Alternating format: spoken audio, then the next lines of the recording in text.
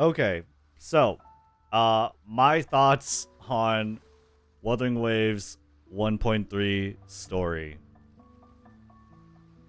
It sucked. It was pretty ass, dude. I ain't gonna lie, this was the cheesiest, corniest, most cringe story I've seen in a while. 1.1 story was so much better. I can't believe anyone who actually paid attention to what happened here would ever think that 1.1 story, or like this was like a step up compared to 1.1. 1.1 like clears this easily. This story was so fucking dumb. Okay, so Shorekeeper apparently been with us for this entire time. Hoda comes from the Necrostar to the port city of Guishu to kind of beckon us to the Black Shores. Then we get blacked out by what's-her-face, by Shorekeeper, brought to the Black Shores mysteriously. Then we get this whole, like, learning what the Black Shores are, right? Learning what the Tethys system is, which is a supercomputer, basically Jarvis, right? That is, or Cerebro, responsible for foretelling and telling everyone about the lament so that we could prepare and, like, essentially avoid it, right? Avoid a calamity. The lament and the Necrostar, dude, I need to parse through this because, like, there's just so many details, just weird, useless details floating in my head. I want to make sure I'm right about it, but the way it all comes together is so dissatisfying. Oh my god, okay.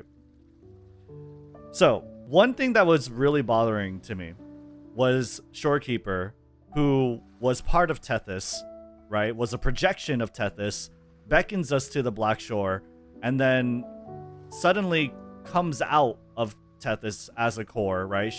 Her real body's there, and so she's basically like outside of it. But now the whole conflict is like, okay, we need to put her back in. We need to put her back in to the core of Tethys so that I guess she could help gather data about the Necrostar, about the lament, so that we could prevent the one that's coming. And so we put her back in, and then Rover's like, wait, hold on. You have a pair of tits. I can't put you back in the machine because that means I can never f you again. So we go back to, like, Tethys, and then we rip her out. We beat the f out of Tethys, and we take Shorekeeper out. We save her. She's not supposed to be a mere tool. Apparently, she's like, I think she sounds like and feels like a robot, some kind of artificial human that was made by Rover for this explicit purpose of, like, looking after the Black Shores while she would, like, go out and get milk, right? Rover would go out and get milk and rove the stars for, like, I guess a solution that's different from sacrificing the Shorekeeper. But in the end, like, the Shorekeeper is still the core of Tethys. It's a lot of weird fucking details. But, okay, so we do that, right? We rip her out. We put her back in. We put her back in, then we rip her out, sorry. And then, all of a sudden, at the very end, it turns out we never needed her, and that there was some other frequency that we could rely on to do the exact same job as the Shorekeeper, and everything's all Gucci. Now she's alive, she's well, she's in physical form, and everything is, like, happy ever after, right? We can have as much sex as we want with the Shorekeeper, and we can avoid the lament, and everything's good. Everything's all good. And it's just so bullshit. This story exists in a vacuum, and it's not a good story either. It's a lot. It's a lot of shit. It's so bad. Hey, Rednu, I can sum up everything you said in one sentence. In 1.3, nothing happened. Yeah, nothing happened. Literally nothing happened. Basically, 1.3, we got another wife. Yeah, we got a robot waifu. We got a robot blue butterfly waifu. She's blue butterfly flavored now, guys. She's blue raspberry. This is our blue raspberry Jolly Rancher waifu. Is this main story or a character quest? It's a main story, right? And it's basically the quest that explains Shorekeeper. Just like Jin C's quest kind of explains her, right? And her origins. But there's a big difference. Are you excited right now to pull her? I've never been, like, I only want Shorekeeper just so that she's a replacement for Verena. Her as a character is so vapid. It's so fucking mind-numbingly boring. It is insane. She is, like, the most flat, the most, arbitrary. That's what it feels like. Her character is arbitrary, completely, sorry, I'm, like, making up words. She's unnecessary. She is so unnecessary. It's so annoying. This whole thing was so bullshit. And to learn the past of Rover basically being the creator of the Shorekeeper, right? Assigning her to this duty. No one should be used as a tool except apparently Rover in her past life thought Shorekeeper should be used as a tool, at least for now, like a pacifier for this world-ending machine. And it's like Tethys, in all of its super AI knowledge, it could see no other solution except Shorekeeper, except JK at the very end, didn't need Shorekeeper. Did not need Shorekeeper at all. It's so dumb. It's so fucking insane how mind-numbingly stupid this all was. I would say I really enjoyed it, but it is a train wreck. It is a train wreck. They have cool cutscenes, you know, they have cool cutscenes. They had cool sequences. I love the sequence where we were running across portals as Rover and like there were trains coming out of it. Of course, like the cinematography, the scenery everything's really cool, but there's like, it's utterly devoid of meaning. There's no substance there at all. Tethys existed before Shorekeeper, so like what was the core then? What did it do? They never asked the questions I want to know. That's a good question. Yeah. Tethys existed for like 10,000 years, witnessed 300,000 laments. I don't know, I probably got the numbers mixed up. But like there's still no solution to a lament. And Shorekeeper like did not exist for that long either. So what did it use before? But apparently like Shorekeeper must have been the core. She must be. You know, it's so crazy. Like, everything here looks very good, but the writing's ass. The writing is ass, and I'll tell you what, like, 1.1 story, Jinxi's story was so much better. It was so much better, because what is Jinxi's story in a nutshell? Jinxi's story is a story of sacrifice. It's basically the story of Christ, right? Jinxi is Time Jesus, Jue is Time God. She raised Time Jesus from birth, Jue did, right?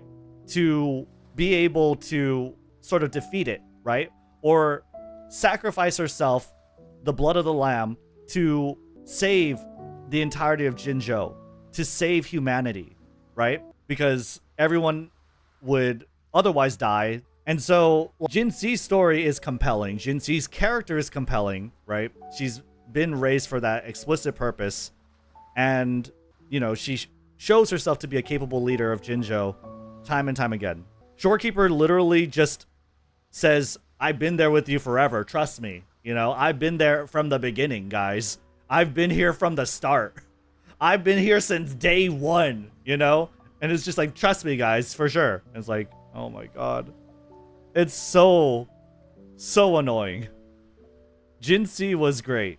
This was bullshit. Like, at least Jinxi's relationship with Rover had developed to some extent. Shorekeeper literally comes out of nowhere and says, yo, you made me, by the way. What up?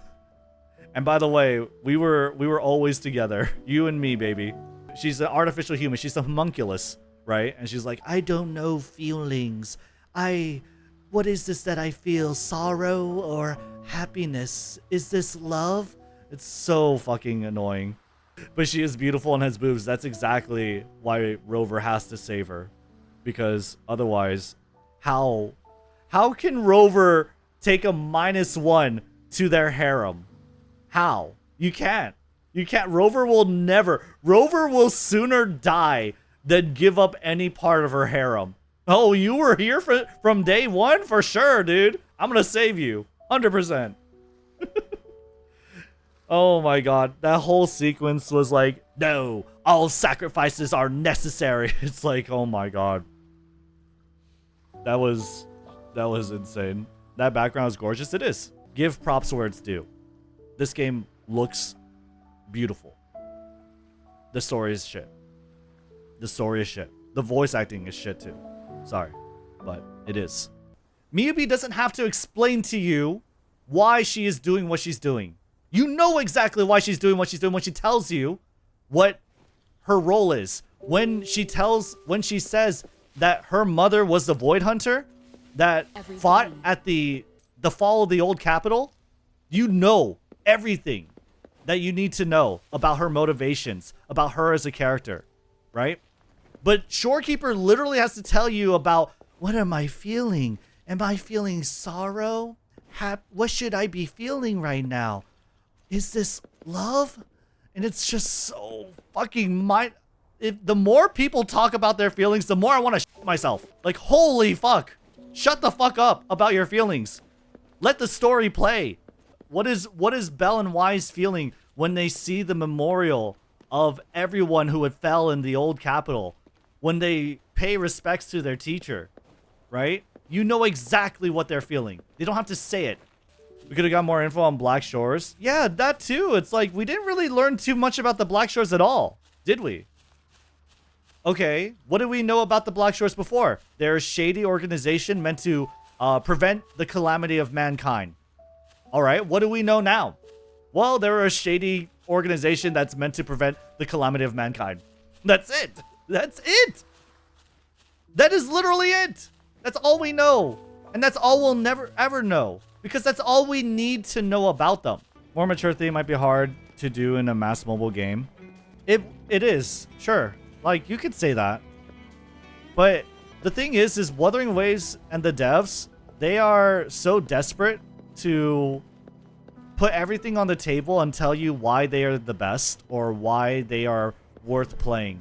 And so you don't have development. They don't have the confidence to tell a long drawn-out story. They don't have the vision because they're too busy slurping over the player's dick 24/7. They have to. They have to make you feel like the most important person. Otherwise, they'll lose you. The WoW players love that, so it'll never improve. Yeah, they love it. Red TLDR 1.3 for me. So, the end of the world was happening, okay? The Lament's coming. The Lament's coming, Rover. You must go to the Black Shores, Rover.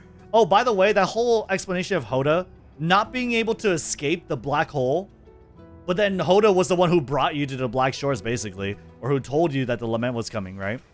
So, yeah, the Lament's coming, the Lament's coming. Rover, come to the Black Shores. Rover comes to the Black Shores. Okay, apparently we need to fix the computer problem. The computer is glitching up Tethys. Tethys, which tells everyone about the Lament and warns humanity of the calamity. It's broken. We need to go inside because we literally uploaded a virus to Tethys. That was the most retarded thing. There was a virus that came from Hoda, who was already inside Tethys, and so we uploaded the virus into Tethys, which caused it to fucking go haywire, and oh my god.